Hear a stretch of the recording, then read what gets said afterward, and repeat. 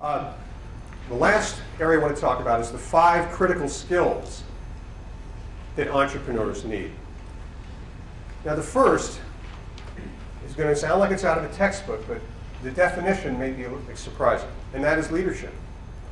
Now, I don't know how much stuff I read about leadership, and I never really understood it until I saw people who were genuine and true leaders. Because leadership only comes into play when things aren't going well. And the key aspect of leadership is the ability to build a consensus in the face of uncertainty.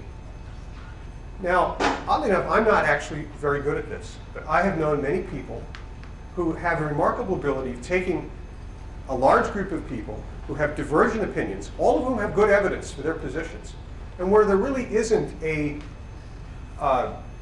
analytically determinable course of action. And they can stand up in front of that group and say, okay, we know that this is risky, but we're all going to get together and we're going to go and we're going to do that.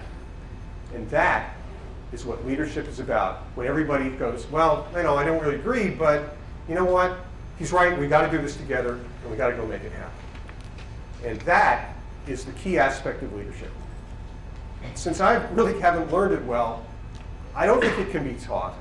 I think it's a personality skill about being persuasive. And that's a really critical skill, to be able to bring together people with divergent opinions under uncertainty and get them to agree to attack a particular goal. The second skill you need is communication. Everybody in your organization has to know what their job is and has to understand in some even I forgot the word. This is the problem when you get older. When you think of the word, raise your hand. Even in some unusual way, everybody in their organization has to understand how what they are doing really contributes to the success of the organization. Now, what you will find if you run a company is you think you've made everything clear, and you think you've got your messages across, and you think everybody knows what's going on. It's really, really hard to communicate these things. And people don't necessarily understand it. And you have to keep hammering on your messages day and night, everybody that you need to communicate to. You have to talk to them. You have to explain to them why it is that staying late on Friday to make sure those extra boxes get shipped is going to make a difference, because it's going to arrive on Monday instead of on Tuesday, and maybe that's the end of the quarter, and you need to get the revenue in, or whatever it might be. To explain to people why what they're doing has a direct effect on the results that the group has is a very, very important thing. You're constantly communicating, constantly connecting the dots. You're over talking to one guy, hey, you know, you're working on that. There's a guy over here who's doing something similar. Maybe you can talk to her, and you know, you can share. You don't need to do it twice. I'm wearing 2 microphones right now. Both of them are for videotaping. The first question I asked is, why don't they just have one camera and make one videotape? Hey, you know what? That's the difference between a university and a company. It's redundancy. Okay. It wouldn't happen in my company. We would never tape something twice.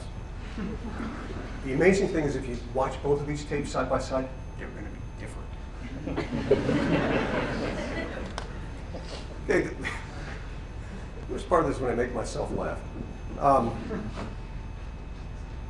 The third critical skill that entrepreneurs have to have is knowing when to make a decision.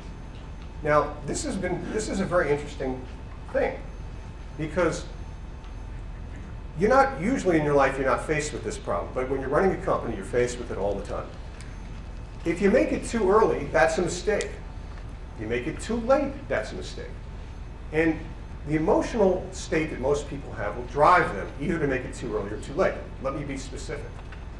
The hallmark of the amateur is to make decisions before they need to get made. The reason is they're confused and feel inundated by all of the complexities around them. And they have a visceral desire to simplify the situation. And in simplifying, the easiest way to simplify the situation is to make a decision prematurely. Okay, now we know when we're going to release the product. Okay, now what do we have to do? Well, maybe that wasn't the right time to make that decision. Maybe you should wait another few weeks until you have a little more data. Now, let me go to the other extreme. There are people, typically of an academic style, who make the opposite problem. They won't make a decision until they reach the point where they feel like they have enough information that they have confidence that they're making the right decision. And that is often, usually, making it too late.